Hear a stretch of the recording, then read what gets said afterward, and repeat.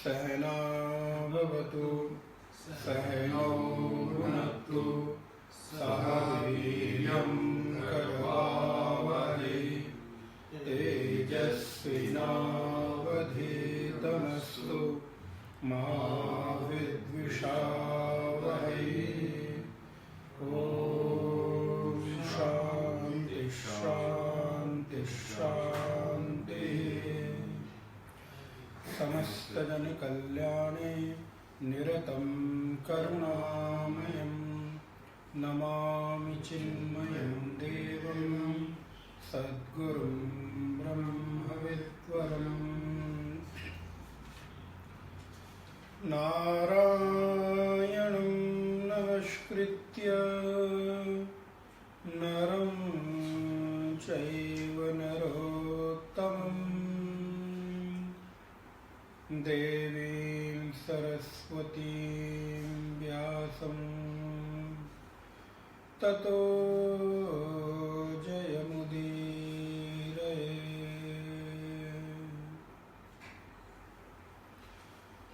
ईश्वरो गुरुरात्मेति मूर्तिभेदविभागिने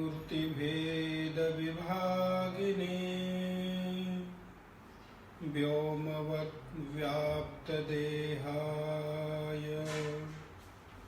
दक्षिणामूर्तये नमः। यैरिमे गुरुभिः पूर्वं पदवाक्यप्रमाणतः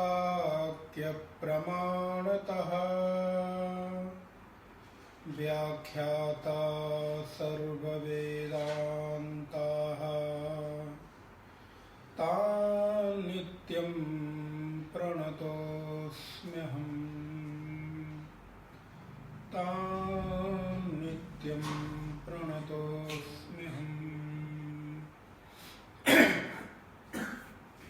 भगवत कृपा से आज हम लोग ईस केन जो उपनिषद है उस उपनिषद को जितना यथा सामर्थ्य था शक्ति स्वाध्याय करने के उपरांत कठोपनिषद में प्रवेश करें। जितने अभी तक हम लोगों ने दो उपनिषद पढ़े उन दो उपनिषदों में उनकी अपेक्षा से कठोपनिषद थोड़ा विस्तृत है, थोड़ा दीर्घ है। नारायण यदि किंचित कठोपनिषद का परिचय करना हो तो वैसे तो वेद 4 प्रकार के हैं, 4 वेद हैं, सबको ज्ञात है, लेकिन उसमें भी मैं उधर व्याख्या नहीं करूंगा। उसमें भी जो शुक्ल यजुर्वेद है जिसमें आप लोग यजुर्वेद पढ़ते हैं, यजुर्वेद, सामवेद, अथर्ववेद और ऋग्वेद। तो ऋग्वेद इन 4 वेदों में भी जो यजुर्वेद है उन यजुर्वेद में भी 2 विभाग हैं। एक है शुक्ल यजुर्वेद और एक है कृष्ण यजुर्वेद। अब अगर देखा जाए तो जो उत्तर भारत है उधर शुक्ल यजुर्वेद इसकी एक विस्तृत व्याख्या रहती है, अर्थात हमारे उत्तर भारत में जो भी कर्मकांड या पूजा इत्यादि में वेद उपयोग किया जाता है उस शुक्ल यजुर्वेद, और दक्षिण भारत में कृष्ण यजुर्वेद। दोनों में समानताएं प्राय एक ही मिलती हैं। जैसे कोई मंत्र आया तो मंत्र प्राय एक होंगे, कुछ शब्द कुछ आगे पीछे हो सकते हैं, लेकिन उच्चारण जो शैली है वो बहुत भेद है। अब उदाहरण के लिए मैं एक मंत्र आपको अगर बोलकर बताऊं, जैसे पुरुषोक्त है तो पुरुषोक्तम का प्रथम मंत्र है ओम सहस्र शीर्षा पुरुषः सहस्राक्ष सहस्रपाद। अब अगर इस मंत्र को शुक्ल यजुर्वेद में बोलना हो और कृष्ण यजुर्वेद में बोलना हो, देखने में एक ही है, लेकिन उच्चारण शैली, बोलने की जो पाठ भेद है वो स्पष्ट दिखाई देती है। शुक्ल यजुर्वेद में अगर कोई बोलेगा तो बोलेगा हरि ओम सहस्रशीरखा पुरुखाः सहस्राक्षाः सहस्रपात सा भूमिगुं सर्वतस्पृतवा त्यातिष्ठत् सांगुलम्। ये उच्चारण है शुक्ल यजुर्वेद। लेकिन इसी मंत्र को यदि हम कृष्ण यजुर्वेद में बोले तो हम बोलेंगे ओम सहस्रशीरखः पुरुखः सहस्राक्षः सहस्रपात स भूमिगुं सर्वतस्पृतवा त्यतिष्ठत् सांगुलम्। फर्क लगा, भेद लगा। तो पाठ भेद है, अर्थ एक बराबर है, शब्द विन्यास एक जैसे हैं, लेकिन किंचित भेद होने के कारण इसमें दो प्रकार के पाए जाते हैं। एक है कृष्ण यजुर्वेद और एक है शुक्ल यजुर्वेद। तो ये जो कठोपनिषद है, कठोपनिषद दोनों वेदों में पाया जाता है, शुक्ल यजुर्वेद में भी और कृष्ण यजुर्वेद में भी। इसलिए भी इस उपनिषद की जो महत्ता है वो बहुत बढ़ जाती है। और इस उपनिषद का जो उपदेश की शैली है वो है संवाद रूप। अभी तक आप लोगों ने जो उपनिषद पढ़े वहां पर संवाद नहीं थे। ईशावास्योपनिषद में संवाद नहीं है, केनोपनिषद में भी संवाद नहीं है, लेकिन कठोपनिषद में संवाद शैली है। एक गुरु है और एक शिष्य है। शिष्य हठ पूर्वक गुरु से प्रश्न पूछता है और गुरु न चाहते हुए भी, उनकी इच्छा नहीं है। अभी आप जब आगे पढ़े, बहुत बहुत सुंदर, बहुत ही रोचनात्मक ये उपनिषद है। तो गुरु की इच्छा नहीं है कि मैं भी अपने शिष्य को इस उपनिषद के अंदर जो उपदेशित की गई ब्रह्म विद्या है उसका उपदेश करूं, लेकिन शिष्य हट कर बैठता है और हट के परिणाम स्वरूप गुरु को उपदेश करना पड़ता है। तो इस उपनिषद के अंतर्गत गुरु और शिष्य रूप ये जो संवाद है, ये गुरु के रूप में यहाँ पर नचिकेता, गुरु के रूप पर यहाँ पर यमाचार्य है। साक्षात जो मृत्यु के देवता हैं, जो सभी प्राणियों की मृत्यु सुनिश्चित करते हुए और उनके समय पर उनको तद लोक पहुंचाने का जो कार्य उत्तरदायित्व उनको मिला है, उसको जो करते हैं वो है यमाचार्य, जिसको आप लोग कई बार धर्मराज भी सुनते हैं, यमराज भी सुनते हैं, तो इत्यादि इत्यादि। तो यमाचार्य धर्मराज इस उपनिषद के गुरु हैं और शिष्य है छोटा सा बालक है, नन्हा सा बालक है, मुश्किल से उम्र होगी अभी 8 साल की, और उस शिष्य का नाम है नचिकेता। आप सोचिए इतनी योग्यता हो गई है उस छोटे से बालक में कि वो मृत्यु के देवता यम से सीधे सीधे उनके द्वार पहुंचकर, और ऐसा भी नहीं है, सीधे सीधे मृत्यु के द्वार पहुंचकर और प्रश्न करता है।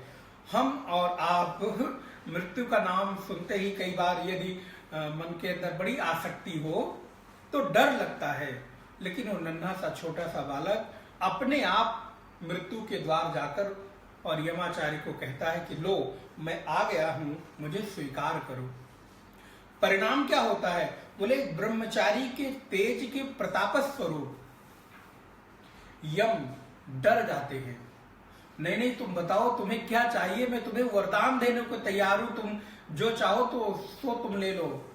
तो यम नचिकेता कहते नहीं नहीं, मुझे कुछ चाहिए नहीं, मुझे तो जो मैं पूछ रहा हूं उसका उत्तर दो। वो पूरा संवाद आगे यहां पर चलेगा, लेकिन इस उपनिषद की जो व्याख्या है वो भगवत्पाद भगवान शंकराचार्य ने दीर्घ भाष्य में लिखा हुआ है।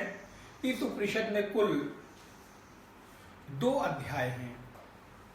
2 अध्यायों में 3-3 वल्लियां हैं, माने उनमें भी पार्टीशन है, भेद है। और एक अध्याय में 3 वल्ली है नारायण, और उसके पश्चात एक अध्याय में 3 वल्ली है और 2 अध्यायों के भीतर फिर कुल मिलाकर 6 वल्ली हुई और पूरे मंत्र हैं 119। तो इस प्रकार इस उपनिषद का एक रूपरेखा हम लोगों ने यहाँ पर देखा। अब आकर हम लोग देखते हैं कि इस उपनिषद का जो शांति मंत्र है, आपने देखा ही होगा कि हम लोगों ने जितने उपनिषद पढ़े हैं सारे उपनिषदों में शांति मंत्र होता है। तो मैं उस शांति मंत्र को दोहराऊंगा तो आप उसको बोलेंगे। सबको याद है, लेकिन हमारी ये परंपरा है, गुरु परंपरा है कि जब उपनिषद प्रारंभ होता है तो आचार्य के द्वारा उस शांति मंत्र का उच्चारण किया जाता है।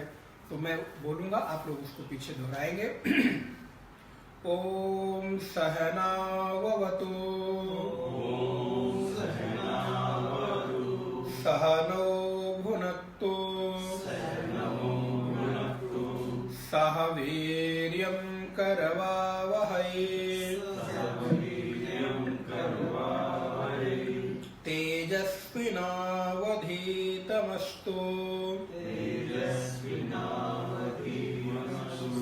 मा विद्विषावहै।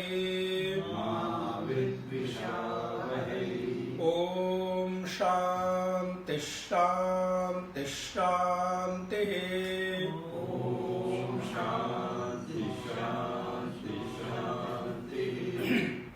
ऋषि आवाहन करता है और उस परम चैतन्य परमात्मा से प्रार्थना करता है और अपने भीतर कुछ योग्यताएं आ जाएं, ऐसा आवाहन करता है। नारायण, ये हम सबको, आप सबको विदित है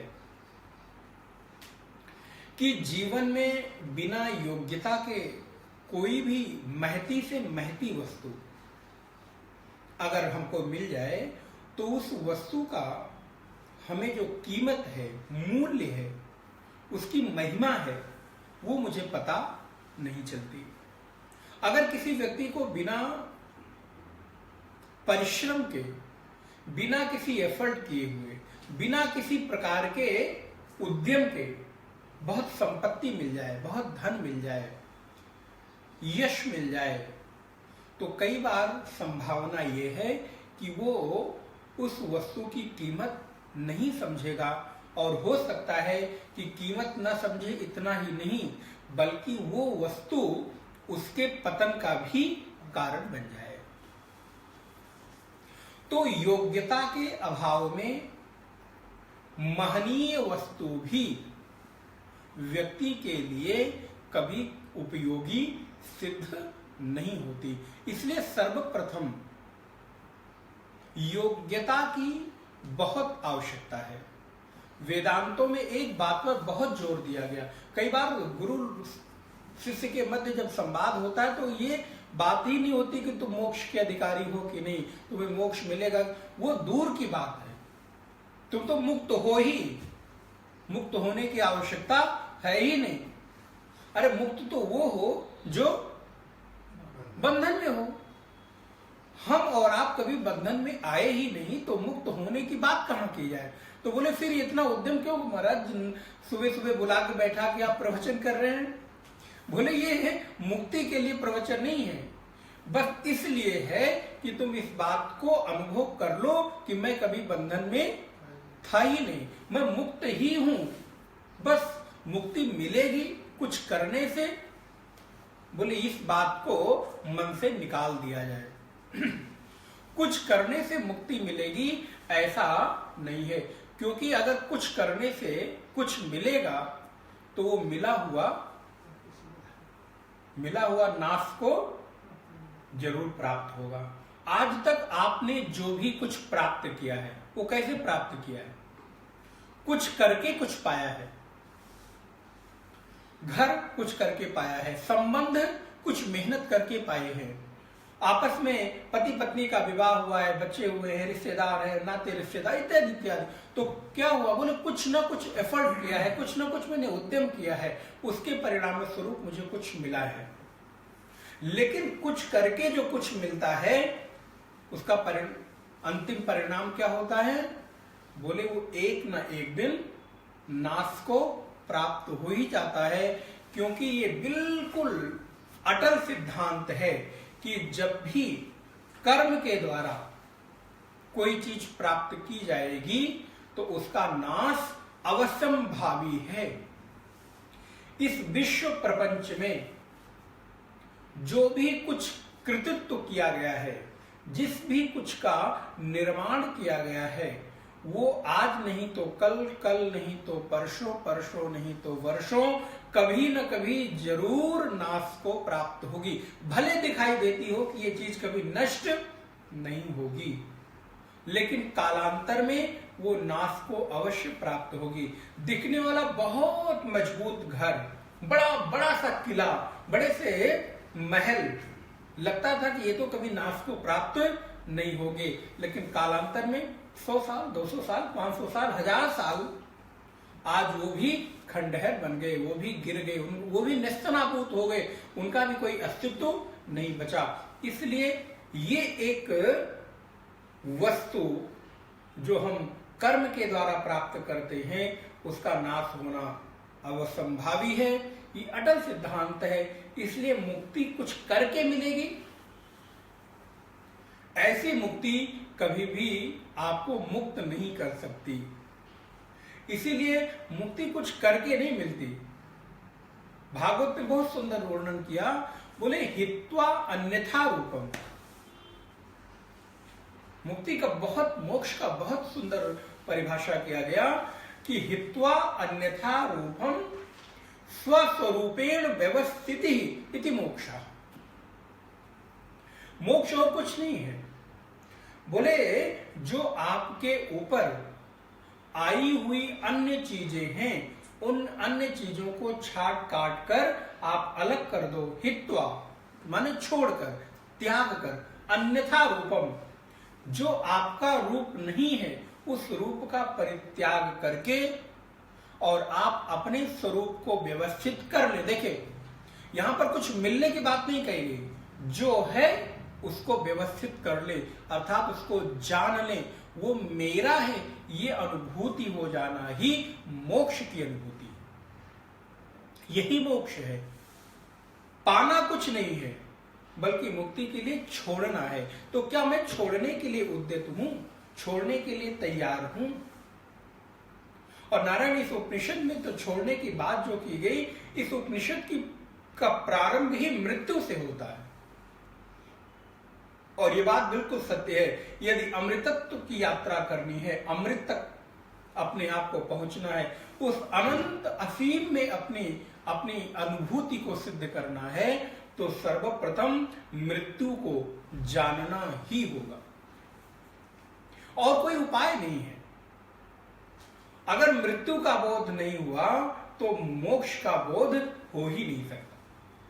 अगर यूं कहा जाए कि मृत्यु के द्वार से ही मोक्ष के आंगन में नृत्य करने का अवसर मिलता है, तो ये अतिशयोक्ति नहीं है। द्वार क्या है? बोले द्वार मृत्यु है, मृत्यु ही मोक्ष का द्वार है। नारायण इसलिए हित्वा अन्यथा रूपे, हित्वा अन्यथा रूपम, जो हमारा अन्य रूप है उसका परित्याग कर और स्वरूपेण व्यवस्थिति, अपने स्वरूप को व्यवस्थित करना मोक्ष। लेकिन ये होगा कैसे? क्या इतना सहज है, सरल है? बोले नहीं। जो चीज मिली हुई है महाराज, वो मिलने में इतना कठिन क्यों है? बोले बस सबसे बड़ी मुश्किल तो यही है, मिली हुई चीज को अपना जान लेना, ये सबसे बड़ा उद्यम है।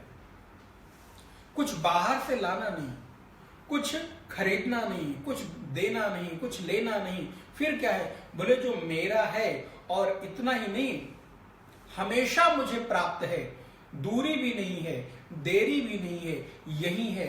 बस केवल उसको जान लेना है। जानने का उद्यम कैसे हो, जानने का मार्ग क्या है? तो बोले सर्वप्रथम योग्यता का आपादन हो। जीवन में योग्यता बढ़े और ज्यों-ज्यों योग्यता बढ़ती जाएगी त्यों-त्यों आप उसके नजदीक अपने आप को अनुभव करते जाओगे। उदाहरण के लिए,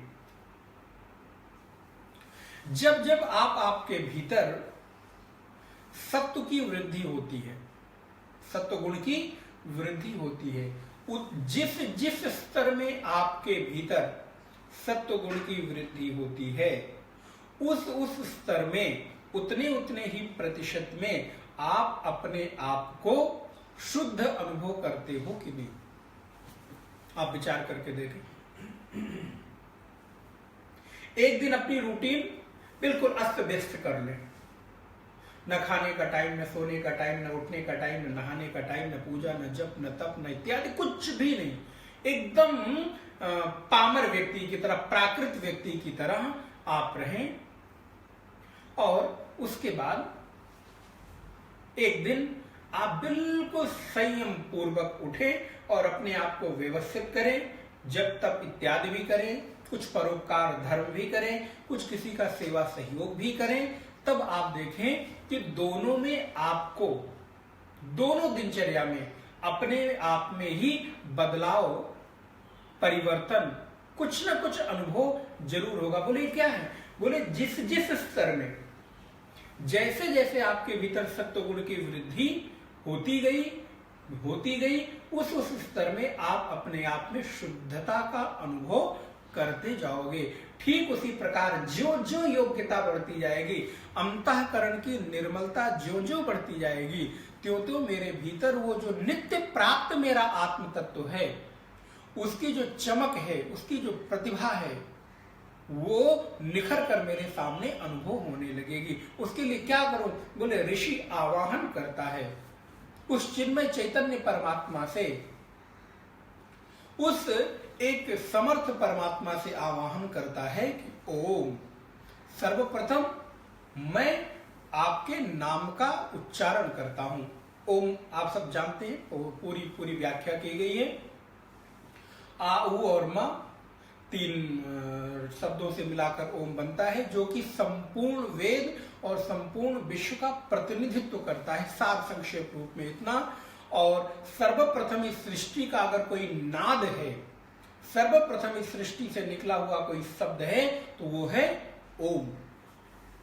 तो इस प्रकार कंठम भित्वा पुनर्याति 2 शब्द सर्वप्रथम ब्रह्मा जी के मुख से निकले हैं, वो है ओम और अथ। इसलिए आप देखिए, कभी भी कोई भी श्री गणेश होता है, किसी भी शुभ कार्य को प्रारंभ करते हैं तो पंडित जी लोग, संत लोग 2 ही शब्द का उच्चारण, अथ प्रथमो अध्यायः, अथ अमुक कार्यम अहम करोमि, मैं ये कार्य कर रहा हूं इत्यादि, और उसके बाद या फिर ओम का उच्चारण करते हैं। तो ओम के उच्चारण से सबकी पूर्णता मान ली जाती है।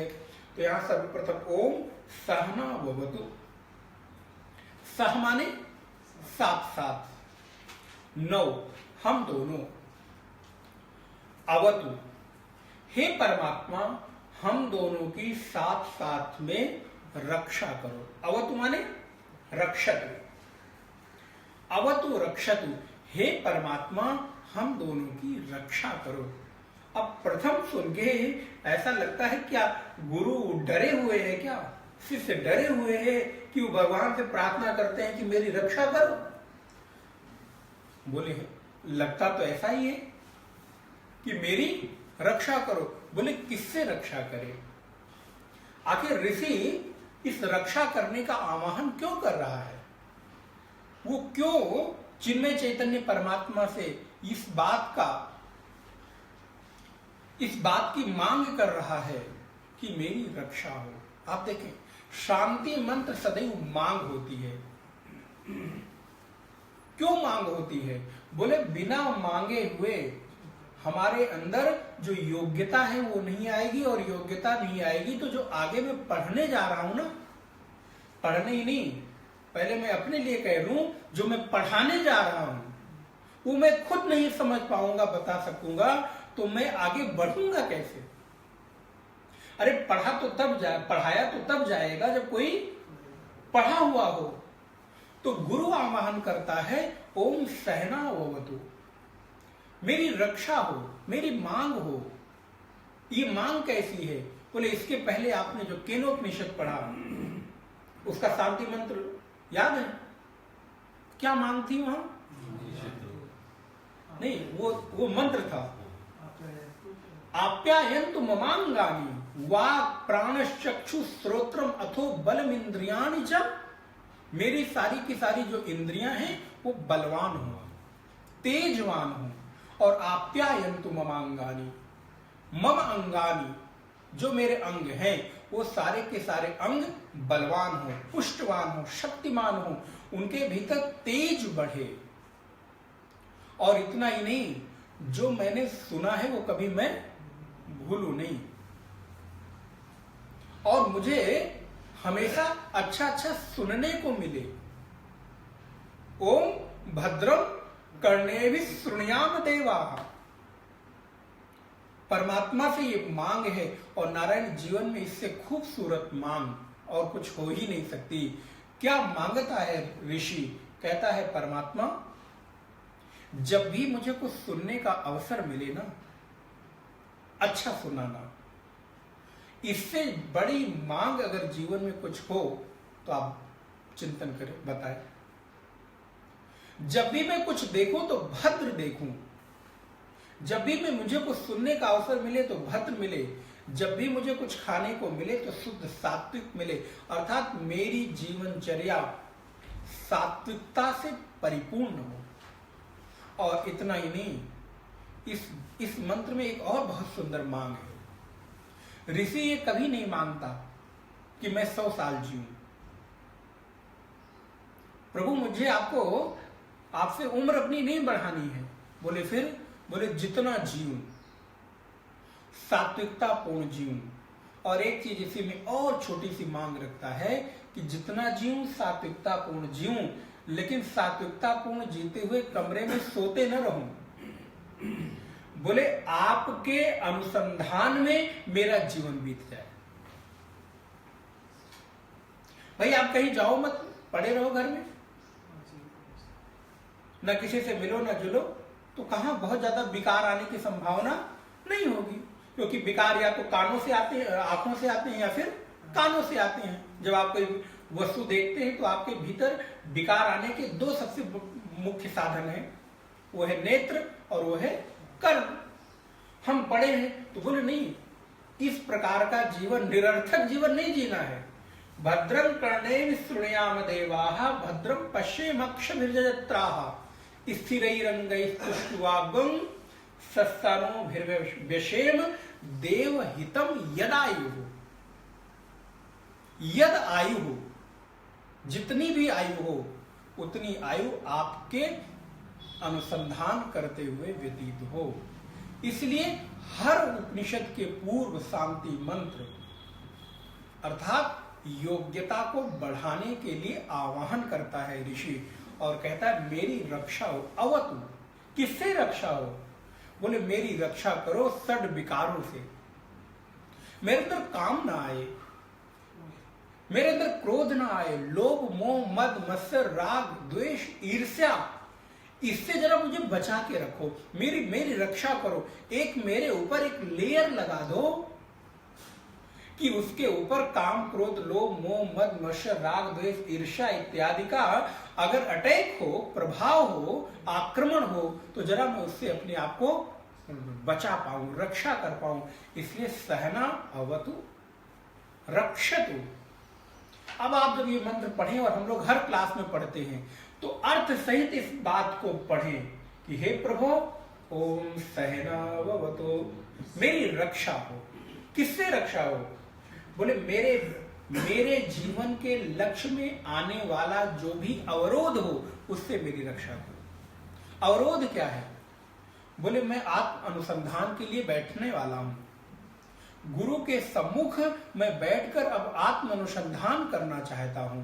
मैं अपने आप को उस अनंत असीम तत्व से जोड़ना चाहता हूं, लेकिन क्या करूं? मैं जैसे बैठता हूं वैसे ही कामना आकर मुझे झकझोरने लगती है, मुझे परेशान करने लगती है। तो हे परमात्मा, उस काम से मैं आंख बंद करके बैठता हूं तो किसी की बात याद आ जाती है, और किसी ने मेरे साथ अच्छा किया है तो उसके प्रति मैं कृतज्ञ हो जाता हूं, थैंक्सफुल हो जाता हूं, धन्यवाद देने लगता हूं। और किसी ने मेरे साथ बुरा किया है तो उसके प्रति मुझे घृणा होने लगती है, क्रोध आने लगता है। तो बोले प्रभु, इस समय मुझे दोनों चीजों से बचाओ। ना मैं इस समय किसी को धन्यवाद देना चाहता हूं, और ना ही मैं इस समय किसी को घृणा और क्रोध से देखना चाहता हूं। इसलिए इन आने वाले अवरोधों से मेरी रक्षा करो। कितनी सुंदर मांग है। मैं बैठा हूं गुरु के सम्मुख अनुसंधान करने के लिए, मैं बैठा हूं गुरु के सम्मुख श्रवण करने के लिए। और ये बात वेदांत के साधकों को, जितने लोग यहाँ हैं उसको तो निश्चित हुई हो जानी चाहिए कि जब भी आत्मा का अनुभव होगा, जब भी आत्म स्वरूप में प्रतिष्ठा होगी, उसका एक ही माध्यम है वेदांत में, वो है श्रवण। न अन्य उपायेन श्रवण मात्रेण ज्ञानम भवति। ये वेदांत पक्का पक्का बोलता है और उसको विश्वास कर लेना चाहिए। जब भी आत्म स्वरूप से हमारा बोध होगा, वो गुरु के सम्मुख श्रवण काल में ही होगा। हाँ, वो श्रवण इस साल हो या आने वाले 50 साल बाद हो, लेकिन होगा तो श्रवण से ही होगा। और इसलिए श्रवण के अतिरिक्त अन्य जो साधन हैं वो आपका सहयोग कर सकते हैं। इसलिए तो जब भी वेदांत श्रवण के लिए बैठे तो पूरी तैयारी के साथ बैठे।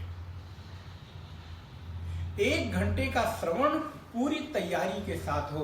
इसलिए हे प्रभु, ऋषि कहता है, मेरी रक्षा करो। सहना भवतु सहनो भुनक्तु। अब आप देखेंगे ना, ये जो मांग है, कई बार अगर साधक में बहुत गंभीरता ना हो तो कहेगा ये ऋषि मांग क्या रहा है, ये भूखा है क्या? बैठा है सुबह सुबह प्रवचन करने के लिए और मांग कर रहा है मुझे भोजन प्राप्त हो, मेरा पालन हो। ये जो दूसरी मांग है वो क्या है? सहनो भुनक्तु, मेरा पालन करो। पालन किससे होगा? बोले शरीर को चलाने के लिए जो आवश्यक वस्तुएं हैं उसकी पूर्ति हो, मुझे भोजन प्राप्त हो। तो क्या मुझे अकेले को प्राप्त हो? बोले नाना, सहनौ, हम दोनों को साथ साथ दोनों की रक्षा करो और दोनों का पालन करो। ऋषि की प्रज्ञा देखें, अपने लिए मांग नहीं है। कह रहा है मैं और मेरे सामने बैठा हुआ जो शिष्य है, दोनों की रक्षा हो। क्योंकि अगर शिष्य सामने नहीं बैठा होगा तो गुरु का भी आत्म अनुसंधान में जो प्रज्ञा है वो लग नहीं पाएगी। और अगर कोई भूखा शिष्य सामने बैठा हो तो भी आत्म अनुसंधान नहीं हो सकता है। वेदांत तो तृप्त आत्मा पर होता है, जहां पर तृप्ति हो। भूखे लोग वेदांत का श्रवण मनन कर ही नहीं सकते। इसीलिए सहनो भुनक्तु, मेरा पालन हो, मेरा रक्षण हो। और भुनक्तु को का अर्थ करते हैं कि मुझे भोजन प्राप्त हो। भोजन का तात्पर्य मेरे शरीर को चलाने के लिए जो भी आवश्यक चीजें हैं, वो जब मैं उठूं तो मुझे ये ना चिंता करनी पड़े कि अब आगे मुझे क्या मिलने वाला है और क्या नहीं मिलने वाला है। और ये गुरु ही नहीं, बोले शिष्य के जीवन में भी ऐसी ही चीजें उपलब्ध हों। वो भी जब उठे और उसको भी जब जिस चीज की आवश्यकता हो तो वो उपलब्ध हो जाए। इसलिए हे चैतन्य परमात्मा, मेरा पालन हो और सह वीर्यम करवावा है। देखिए साथ साथ चल रहा है। सह, हम दोनों का एक साथ साथ वीर्यम करवावा है। मेरे भीतर शक्ति, सामर्थ्य, तेज और बल की प्राप्ति हो, मेरे भीतर ओज की प्राप्ति हो, मेरे भीतर उस जगमगाती हुई प्रज्ञा की प्राप्ति हो जाए, जिसको जब मैं सुन लूं तो सुनने के बाद चित्त धारण कर ले। वीर्य का तात्पर्य है तेज। वीर्य का तात्पर्य है वो एक ऐसी बिंदु, जो बिंदु मेरे इस देह में ओज, तेज, सामर्थ्य और शक्ति को बढ़ाती है। इसलिए हे परमात्मा, मेरे भीतर ओज बढ़े, मेरे भीतर तेज बढ़े, मेरे अंदर वो सामर्थ्य डेवलप हो कि जब मैं आत्म अनुसंधान के लिए बैठूं और अपने मन को एक जगह लगाना चाहूं तो मेरा मन सीधे वहां लग जाए। ये जीवन की बड़ी सामर्थ्य है। आप बैठे और जब चाहें, जितनी देर चाहें, आप अपने मन को अपने अभीष्ट विषय में लगा सकें। अगर आप बैठे हैं चिंतन करने के लिए कि आज मैंने क्या सुना, यह भी ध्यान की बड़ी अच्छी प्रक्रिया है। अगर आपको लगता है मैं ध्यान क्या करूं, तो कुछ मत करिए। जो आपने सुना है आप बैठकर उस पूरे के पूरे सुने हुए को ही याद करें। आप देखें आपका मन ना छटपटाने लगता है। 2 मिनट जैसे ही आप याद करने की कोशिश करते हो ना, मन पे इतना जोर पड़ता है, अरे छोड़ो ये सब, चलो बैठ के राम राम। वहां कुछ करने की जरूरत ही नहीं है। इसीलिए तो लोग क्यों आकर्षित हो रहे। मैं निंदा नहीं कर रहा हूं किसी की, लेकिन हम क्यों, अरे महाराज बस मुझे इसी में आनंद आता है, क्या करना है इधर उधर। हम बैठ गए, लेकिन बोले उससे आपका भजन तो होगा, पुण्य तो होगा, लेकिन ये वेदांत का बताया हुआ जो आत्म अनुसंधान है ना, उसको तो आपको करना ही होगा। हाँ ठीक है, वो करते करते एक दिन चित्त शुद्ध हो जाएगा, तब आप करोगे, आज नहीं तो कल करोगे, लेकिन ये तो करना पड़ेगा ही पड़ेगा, और कोई उपाय है ही नहीं। इसलिए मेरे अंदर तेज आए, मेरे अंदर बल आए, मेरे अंदर सामर्थ्य डेवलप हो, मेरे अंदर मेरी प्रज्ञा ऐसी हो जाए, जिस विषय में मैं इसको लगा दूं उस विषय में लग जाए, और मन उस विषय को चीड़ फाड़ कर बिल्कुल वहां तक पहुंच जाए। जैसे आरा होता है ना, कई बार इसको इस उपमा से देते हैं, रेत, क्या आरा या रेती क्या बोलते हैं, आरा, कि वो किसी वस्तु पर पड़ता है तो उसको काटते हुए वो इधर उधर कुछ नहीं देखता, गांठ आ रही है कि क्या आ रहा है, नहीं आ रहा है, बोले वो बैठा और काटते हुए अपने लक्ष्य की ओर बढ़ गया। बोले मन भी मेरा ऐसे ही आरे की भांति हो जाए, इतना धारवार वाला हो जाए कि वो भी विषयों को चीरते हुए, विषयों को काटते हुए और आगे निकल जाए, विषय उसका अवरोध ना बने। जैसे एक जो लकड़हारा होता है या जो भी लकड़ी का काम करने वाला होता है, वो गया और उसने एक पेड़ को देखा, तो पेड़ को देखने के बाद आप देखते होंगे ये इस पेड़ की कीमत 4000 रुपए। अगला आदमी कहता है भाई इसने क्या किया, 4000 रुपए? बोले हाँ। अब एक आदमी जो लकड़ी का काम करने वाला है, उसने ये देख लिया खड़े खड़े, क्या किया, पेड़ खड़ा है लेकिन उसने पेड़ को काट डाला, पेड़ को चीर डाला और पेड़ के टुकड़े टुकड़े कर दिए। बोले दिखाई तो दिया नहीं?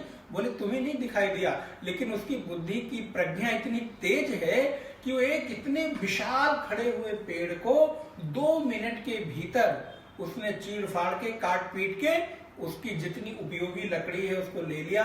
कितनी जलावन निकलेगी, कितनी चौखट निकलेगी, कितने तखत निकलेंगे, कितने मेज कुर्सी निकलेगी, कितनी बल्ली निकलेगी और कितनी खराब निकलेगी, वो सब उसने कैलकुलेट कर लिया और उस आधार पर उसने रेट लगा दिया। बोले कैसे हुआ? बोले उसकी प्रज्ञा असल में ऐसी है कि पेड़ को काट काट कर देखने की जरूरत नहीं पड़ी, बल्कि खड़े हुए पेड़ को ही उसने काट डाला। ठीक इसी प्रकार मेरी भी प्रज्ञा हो जाए कि संसार को एक एक टुकड़े काटने की जरूरत ना पड़े। अब मेरा रिश्तेदार, एक रिश्तेदार रूठेगा तब उससे वैराग्य हो, फिर 10-20 साल बाद दूसरा रूठे तब वैराग्य हो। बोले नहीं नहीं, सारे संबंधियों का जो पेड़ है ना, छाया है, वो खड़ा का खड़ा रहे, लेकिन किसी को पता न चले। आप उनसे धीरे से विरक्त हो जाओ, धीरे से अपना जो अटैचमेंट है उसको छुड़ा लो, कोई देख न पाए। जैसे वो लकड़हारा, लकड़ी का काम करने वाला, खड़े हुए पेड़ को कीमत लगा लेता है, कोई समझ नहीं पाता, वो समझता रहता है कि कितनी जलावन है, कितनी बेड की है, कितनी तखत की है, कितनी चौखट है, कितनी बाजू है। बोले ठीक उसी प्रकार संबंधों की जो छाया है मेरे ऊपर पड़ती रहे, लेकिन मेरा मन उनसे विरक्त हो जाए। किसके साथ किसको किस तरह से काट कर मुझे एडजस्ट करना है, बोले बताना मत किसी को, क्योंकि बता दोगे तो सब गड़बड़ हो जाएगा। इसलिए ये तेज मुझको मिले। ऋषि आवाहन करता है, कहता है सह वीर्यम करवावा है, मेरे अंदर तेज बढ़ाओ, मेरे अंदर सामर्थ्य बढ़ाओ। और तेजस्विनावधीतम अस्तु, अवधीतम अस्तु, जो मैंने अधीत किया हुआ है, अधीत माने पढ़ा हुआ है, जो मैंने सुना हुआ है, जो मैंने कभी अनुसंधान किया हुआ है, वो अनुसंधान किया हुआ कभी भी मेरे लिए अनुपलब्ध न रहे। जब मैं चाहूं तब पढ़ा हुआ मेरे लिए उपलब्ध हो जाए। इसलिए एक बहुत अच्छा सूत्र है, पुस्तकस्तु या विद्या परहस्त गतम धनम कार्य काले समुत्पन्ने न च विद्या न च धनम। बोले मैंने बहुत पढ़ा हुआ है। अच्छा बताओ जरा ये श्लोक कहाँ है? किताब में है, गीता में। कहाँ पे? जरा गीता उठा लाओ। तो बोले वो पढ़ी हुई विद्या कभी किसी काम नहीं आती है। पुस्तकस्तु या विद्या, ऐसे तो न जानी पुस्तकों में कितनी विद्याएं भरी पड़ी हुई हैं। और परहस्त गतम धनम, करोड़ों रुपए हैं किसके पास? बोले इतने बड़ी जो इंडस्ट्री सब चल रही है सब हमारी ही तो है। बोले कार्य काले समुत्पन्ने न च विद्या न च धनम, जब तुम्हें जरूरत पड़ेगी ना तो दूसरे के हाथ में तुम्हारा हुआ ही दिया हुआ धन, अपना ही पैसा अगर किसी दूसरे के हाथ में दे दिए हो और जब तक आपके हाथ में न आ जाए तब तक उसको अपना, क्योंकि हो सकता है जब जरूरत पड़े तो वो धन आपके लिए काम न आए। इसीलिए जो मेरी जेब में है उतना ही मेरा है। जितनी विद्या, जितना ज्ञान यहां है उतना ही आपका है। पुस्तक में कितना है वो आपका नहीं है, जब तक कि वो अधीत न कर लिया जाए, पढ़ न लिया जाए और पढ़ने के बाद यहां रख लिया जाए। तो ऋषि कहता है, हे परमात्मा तेजस्विनावधीतमस्तु, जो मैंने पढ़ा हुआ है, जो मैंने गुरुमुख से सुना हुआ है, वो मेरे लिए हमेशा उपलब्ध रहे, तेजस्वी बना रहे। जब भी जरूरत पड़े तो वो मेरे लिए उपलब्ध हो जाए। मां विद्विषावह है।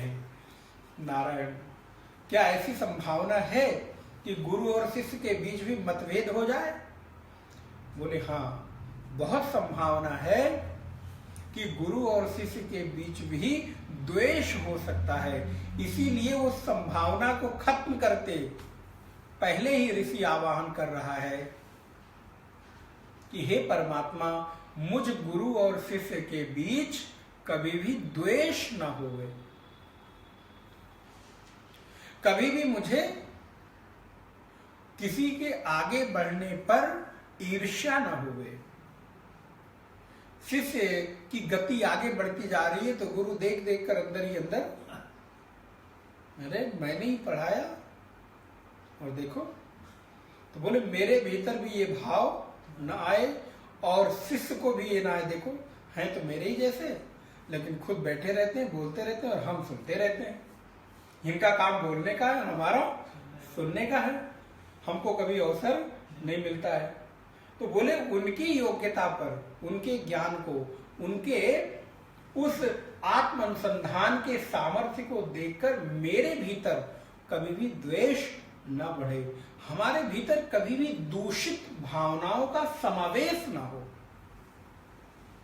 ये बहुत बड़ी मांग है कि गुरु और शिष्य के बीच कभी भी मन मुटाव न हो। हमारी आपकी भाषा में सामान्य बात बोले तो मन मुटाव न हो। अगर मैं कभी उनके सिद्धांतों को ना समझ सकूं तो अपने ना समझ पाने की अकुशलता का आरोप गुरु पर ना कर दूं। समझ गए होंगे आप? मेरे अंदर सामर्थ्य नहीं है समझने की, मेरे अंदर योग्यता नहीं है उस सिद्धांत को धारण कर पाने की, लेकिन मैं मेरी अकुशलता का आरोप, अरे ये इनको तो कुछ आता है, पढ़ा नहीं सकते ही नहीं, बताते ही नहीं, इनके अंदर सामर्थ्य ही नहीं है। तो बोले कई बार ऐसा होता है। शिष्य हालांकि उसका भी दोष नहीं, अगर देखा जाए वो भी चाहता है कि मैं इतना आगे बढ़ जाऊं, वो भी चाहता है कि मैं सिद्धांत को धारण कर लूं, लेकिन अपनी अकुशलता के कारण, अपने भीतर सामर्थ्य की कमी के कारण वो नहीं धारण कर पाता है। तो एक तरह से अंदर क्रोध उठता है, और उस क्रोध को कहां उतारे? बोले इन्होंने अच्छे से मुझे पढ़ाया ही नहीं, इनको तो बोलना आता ही नहीं, ये तो जो बोलते हैं तो समझ में। अरे बोले भैया जरा उधर समझ में नहीं आ रहा है बोलने का, तो अपने अंदर सामर्थ्य बढ़ा लो, जितना बोला है कुछ तो समझो, कुछ तो धारण करो। तो बोले इसलिए कभी दूषित भावनाएं भीतर न आने पाए। अपनी अकुशलता का आरोप, अपनी असमर्थता का आरोप, अपनी अयोग्यता का आरोप गुरु के ऊपर ना हो। यदि समझ में ना आए तो ये मन ही मन विचार करे, मन ही मन ये प्रार्थना करे कि हे गुरुदेव, हे भगवान, हे परमात्मा, मुझे यह सामर्थ्य दो कि मेरे गुरु के द्वारा, मेरे आचार्य के द्वारा उपदेश दी गई विद्या को मैं धारण कर सकूं, समझ सकूं, ना कि द्वेष करूं। इसलिए आवाहन करते हैं, ओम सहना ववतु सहनो भुनक्तु सह वीर्यं करवावहै तेजस्विनावधीतमस्तु मा विद्विषावहै। अब जब शांति मंत्र इसका पढ़ें तो इस धरातल पर पढ़ें, एक लाइन में। क्या? परमात्मा मेरी रक्षा करो, मेरा पालन करो, मेरे अंदर तेज बढ़े, मैंने जो पढ़ा है कभी भूलूं नहीं, और मैं कभी द्वेष ना करूं। और 3 बार शांति ही शांति ही शांति। इसको आपको मालूम ही है कि ये आदिदैविक, आदि भौतिक और आध्यात्मिक 3 तापों की जो उसका शमन है, शांति है, उसके लिए कहते हैं। अब हम लोग शांति मंत्र के साथ उपनिषद में प्रवेश करें। इसके पूर्व भगवत्पाद भगवान शंकराचार्य ने बड़ा सुंदर एक भाष्य लिखा है, उसकी मैं एक पंक्ति पढ़ देता हूं।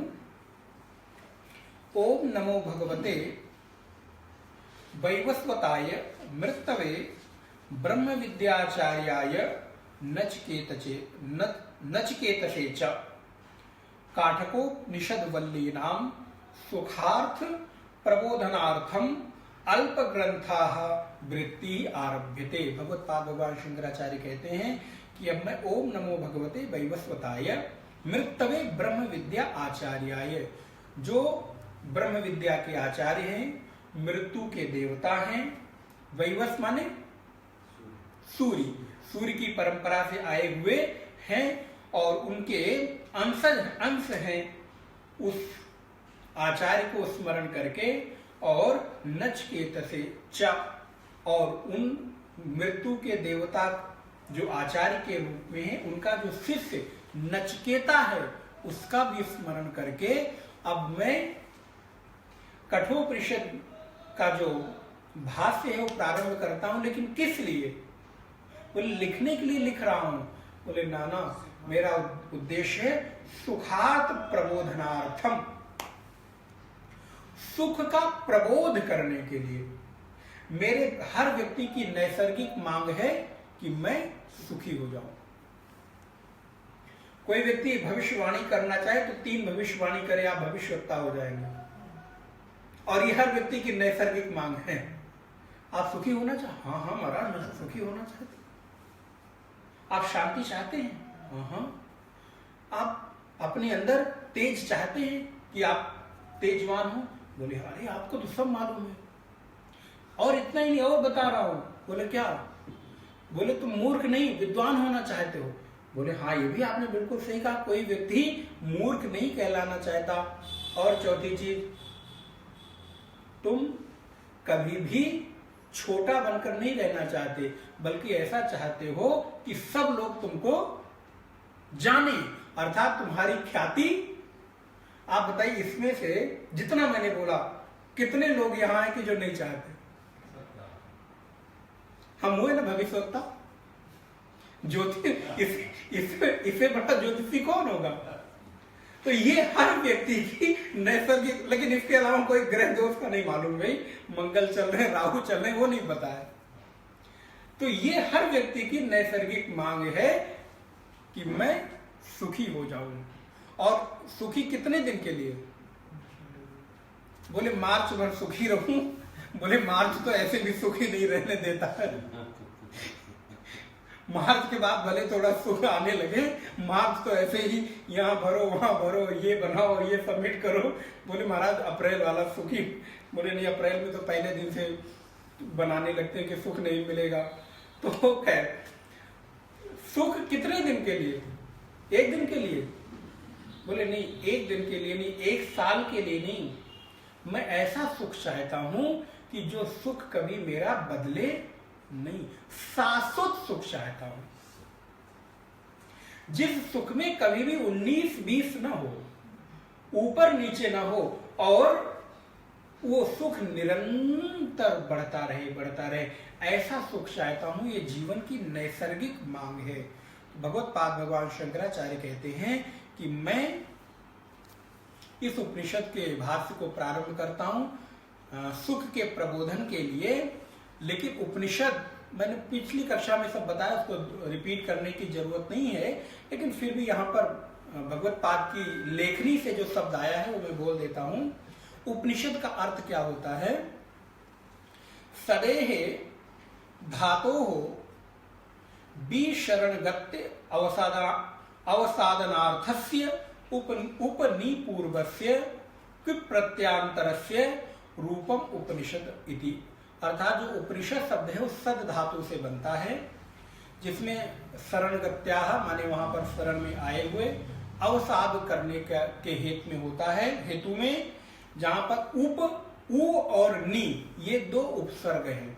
उपनिषद में उप है ना, तो उ और नी ये 2 उपसर्ग लग के सद धातु के साथ उपनिषद शब्द बनता है, जिसका अर्थ होता है कि आचार्य की शरण में आए हुए शिष्य के भीतर जो भी उसकी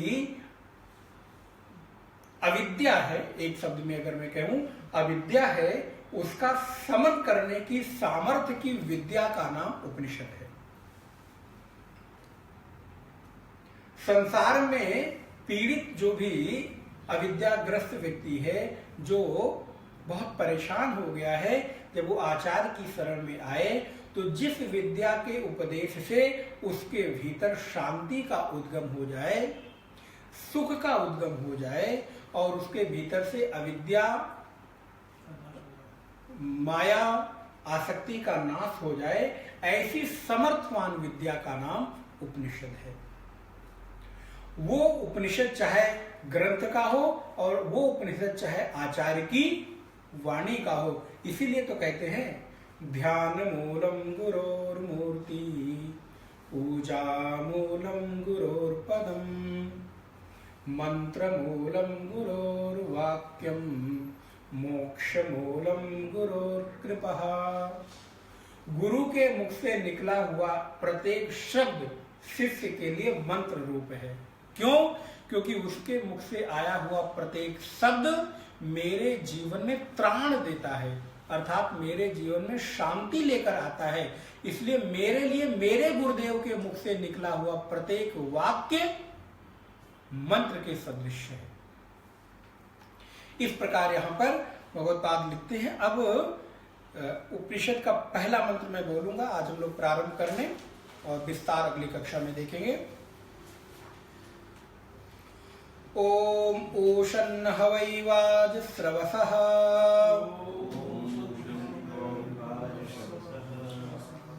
सर्ववेदसं ददौ तस्य नचिकेता नाम पुत्र आस। ओम ऊषन् हवै वाजस्रवसः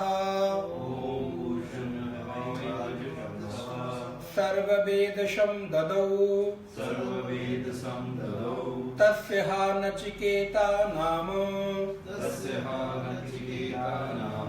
पुत्र आस।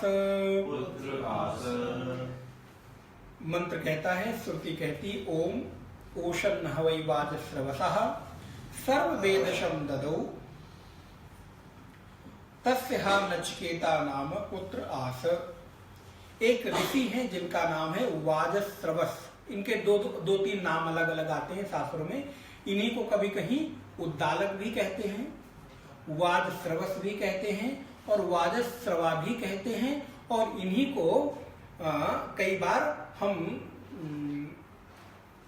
उत्तम कुल पुलस्त्य करनाति पुलस्त्य के जो वो है, कई आचार्य उसको जोड़ते हैं, लेकिन हम लोग उसको साथ उसका संबंध नहीं ऐसा लेते हैं। तो इनके नाम है वाजस्रवा, वाजस्रवस या उद्दालक। ये एक ऋषि हैं। इन्होंने एक संकल्प किया है, और संकल्प क्या किया है कि मैं एक यज्ञ करूंगा। इनके एक पुत्र हैं जिसका नाम है नचिकेता, ऐसा प्रसिद्ध है। देखिए श्रुति जो होती है ना, वेद, उसमें कुछ कुछ शब्द आते हैं। जैसे इसमें एक शब्द आया हा वही, तो इसका मतलब है ऐसा प्रसिद्ध है। इसका कोई ऐसा बहुत अर्थ नहीं है। इसको कई बार निपात कहते हैं श्रुतियों में। तो ऐसा प्रसिद्ध है कि एक वाजस्रवस ऋषि हुए जिन्होंने एक सर्ववेदसं ददौ, कैसा संकल्प लिया उन्होंने यज्ञ करने का? बोले जिस यज्ञ के मूल में ऐसा संकल्प है कि मैं जितना कुछ मेरा कह सकता हूं वो सब कुछ दान कर दूंगा, ऐसा यज्ञ। नारायण, कितना मूल में जो संकल्प है वही कितना विराट है। तो आप सोचिए उसका फल कितना व्यापक होगा। तो इन्होंने एक यज्ञ करना प्रारंभ किया है जिसमें सब कुछ दान कर देना होता है। अब बोले महाराज दान कर देना होता है, हाँ, और यज्ञ करेगा कौन? बोले जो गृहस्थी होगा। भाई साधु के पास अपना कहने के लिए कुछ है नहीं, तो यज्ञ करेगा क्या? वो तो यही यज्ञ करेगा बैठ के ज्ञानी भी। और उसमें भी अंतिम दिन लिफाफा पकड़ाता है कि वापस कुछ दे ही दो, तो वो देने के लिए कौन सा यज्ञ करेगा? तो वो गृहस्थ ही करेगा। अच्छा, जब गृहस्थ यज्ञ करने बैठेगा तो वो अकेले तो है नहीं।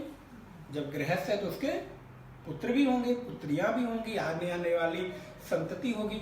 तो अगर उसने सब कुछ दान कर दिया तो उसके बेटे क्या खाएंगे? तो वो तो ये ऐसा यज्ञ तो कभी भी सार्थक नहीं माना गया जहां पर हम सब कुछ दान कर दें, जिस दान के बाद हमारी पीढ़ी खाने के लिए भी तरसे।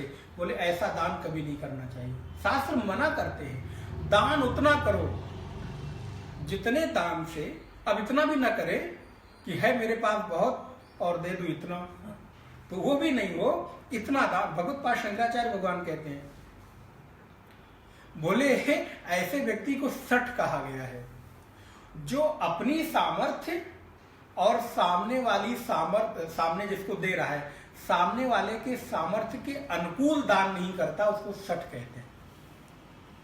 अगर मैं देने में समर्थवान हूं तो मुझे देना चाहिए, और मैं दे किसको रहा हूं ये भी देखना चाहिए। तो इस ऋषि ने एक संकल्प लिया है कि मैं सब कुछ दान कर दूंगा, तो जब सब कुछ दान कर दूंगा तो मेरी संतति क्या खाएगी? तो बोले उसके लिए फिर इसमें एक कार्य करना पड़ता है कि आप संतान का जितना हिस्सा है, संतान के जीवन यापन के लिए जितनी चीजें हैं वो सब उसके नाम कर दो, संकल्प पूर्वक उसको दे दो, बाकी जो बचता है वो सब दान करो। एक ऐसा यज्ञ करने के लिए प्रारंभ करते हैं, उसका नाम है नचिकेता। इसको मैं आगे थोड़ा एक्सप्लेन करूंगा अगली कक्षा में। तो बोले इनका नाम वाजस्रवस कैसे पड़ा? वाजस्रव, तो बोले वाज माने होता है अन्न, स्रव माने होता है स्रवित होना। तो बोले जिसने अन्न दान करके अपने जीवन में यश प्राप्त किया हो, श्रेय प्राप्त किया हो, ऐसे व्यक्तित्व को वाजस्रवा कहते हैं। तो इन्होंने अपने जीवन में बहुत दान किया है, जिसके परिणाम स्वरूप इनको बड़ा श्रेय मिला है। तो इन्होंने सब कुछ दान करके यज्ञ प्रारंभ किया है। तो अंतिम समय में जो ब्राह्मण लोग हैं, ऋत्विक लोग हैं, होता लोग हैं, ये सब शब्द आपने जरूर सुना होगा। जो यज्ञ में बैठते हैं उनको ब्राह्मण नहीं कहते, फिर उनको ऋत्विक कहते हैं, होता कहते हैं, ब्रह्मा कहते हैं। ये सब नाम वैदिक नाम है। तो अंतिम समय में कुछ दान करने की और विधि बची होगी, तो दान करने का समय आया। तो इन्होंने दान करने के लिए जो इनके घर में सबसे बेकार चीज थी वो दिया। तो बोले उस समय का जो दान था, सर्वश्रेष्ठ दान गौ दान माना जाता था। सबसे बड़ा धन गौ धन माना जाता था। तो इन्होंने वो गाय दान करने का संकल्प लिया। लेकिन बोले कैसा गाय दान करने का संकल्प लिया? बोले जो अच्छी अच्छी गायें थी वो सब रोक ली, वो सब नचिकेता के नाम कर दी। बोले महाराज ये मेरी नहीं है, तो पुत्र की है, और आप ही लोग कहते हो कि पुत्र का हिस्सा दे दो और जो बचे वो दान करो। तो श्रुति कहती है कैसा दान करने जा रहे हैं? कहते पीतोदका, ऐसी गायें जिनके अंदर इतनी शक्ति नहीं है कि वो खुद पानी पी सके। जगधत्रिणाः, और जिनका जगधत्रिणाः माने जो खा चुकी हैं, जिनमें अब घास खाने के भी सामर्थ्य नहीं बची।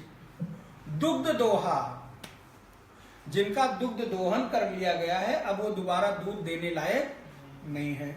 निरिंद्रियाः, उनकी इंद्रियां इतनी शिथिल हो गई हैं कि जिसके अंदर अब संतानोत्पत्ति करने की सामर्थ्य नहीं है। अर्थात वो गायें अब आगे बच्चा जन्म नहीं दे सकती। अन्नदा नाम ते लोकाः तान गच्छति ता ददत, ऐसी जो गायें हैं जो पीतोदकाः, जलपान कर चुकी हैं, जल पी चुकी हैं। एक आचार्य ने कहा मानो इतनी कमजोर हो गई हैं कि वो देखने में पीत लगने लगी है, पीली हो गई है। उनके अंदर घास खाने की, पानी पीने की, बच्चे को जन्म देने की सामर्थ्य नहीं बची है। ऐसी माने जीर्ण शीर्ण मरी मरी सी गाय, एकदम टूटी फूटी सी कमजोर सी गाय, वो दान करने के लिए उद्यत हुए हैं। ये देखकर, अब यहां से नचिकेता का आप देखें, ये देखकर नचिकेता के भीतर श्रद्धा का जन्म होता है।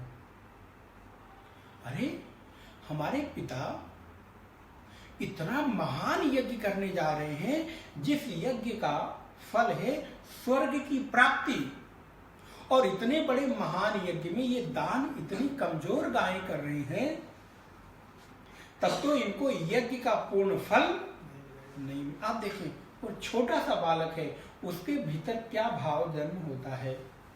तो पूछता है, तो कहते हैं नहीं नहीं, ये जो खाई पी गायें हैं, जो हृष्ट पुष्ट गायें हैं, वो तो नचिकेता की, वो अधिकार नहीं है दान करने का। तो पिता के सामने पुत्र जिद करने लगता है, पिताश्री आपने सब दान कर दिया, मुझे किसको दे रहे हैं, मैं कहां जाऊं?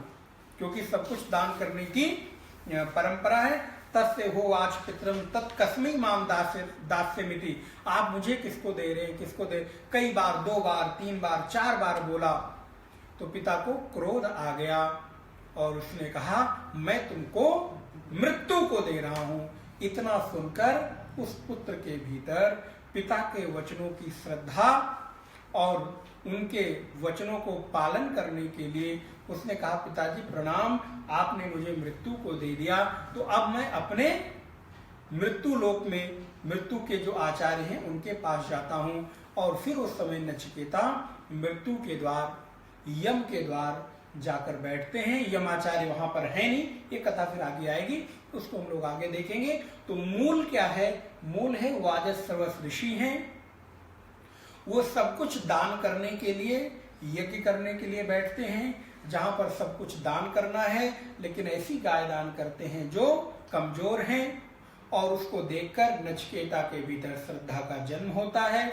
और जब नचिकेता अपने पिता से जिद करने लगते हैं तो पिता क्रोध में आकर कहते हैं कि जाओ, मैं तुमको मृत्यु को देता हूं।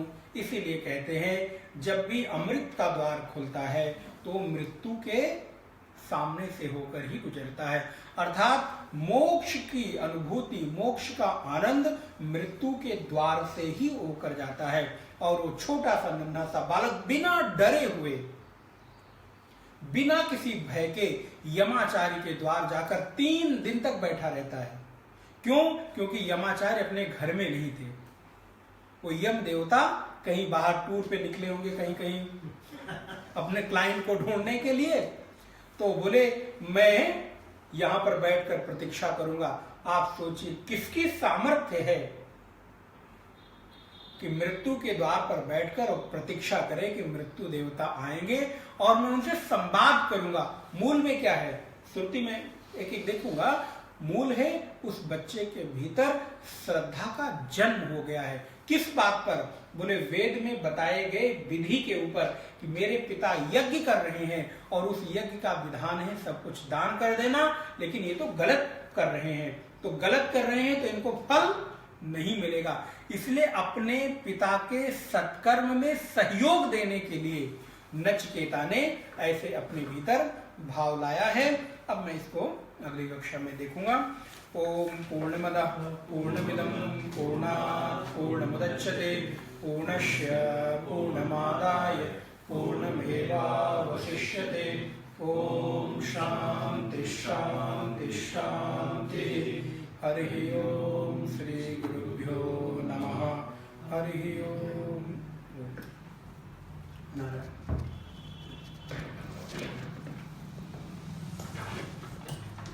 10 मिनट लेट हुआ।